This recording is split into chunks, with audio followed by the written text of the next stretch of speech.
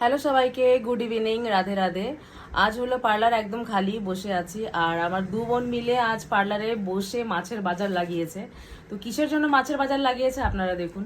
চুল কেটে দাও, আমার চুলের অবস্থা খুব খারাপ।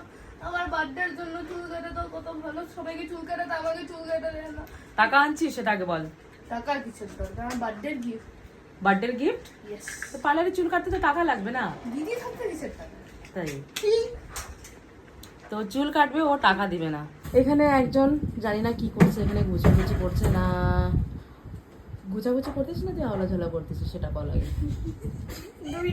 দুইটাই বোন মিলে আজ এখানে মাছের বাজার লাগিয়েছে। জয় জয় মালুক।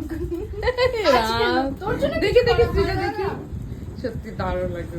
চুলটা কাটতে হবে না, কাজল থাক। কাজল করলে টানা টানা করে কাজল লাগাই দিই। জয় আমার হাতটা দিতে ওর মুখটাকে ধরু। দেখি আরেকবার দেখি, সত্যি সুন্দর লাগতেছে। তোর বিয়ে দেখো আমার পিছনে পড়ে আছে চুল কাটার জন্য, আর টাকা আনেনি। কাইটা দিবা তুমি আমার চুল বলো। দিবা টাকা কাইটা? টাকা আনছিস? টাকা টাকা দরকার নেই, আমার টাকা birthday আছে। আনছিস? টাকা লাগবে, আমার বার্থডে টাকা লাগবে। টাকা ছাড়া পার্লারে চুল কাটা যাবে না। যাবে পার্লার। টাকা ছাড়া পার্লারে চুল কাটা যাবে না। যে তোমার শুধু যে তোমার এত বেশি টাকা দিয়ে তাহলে চুল কাটিয়ে দিব। টিপটা কি করলা টাকা দে, ভাই? টাকা দে।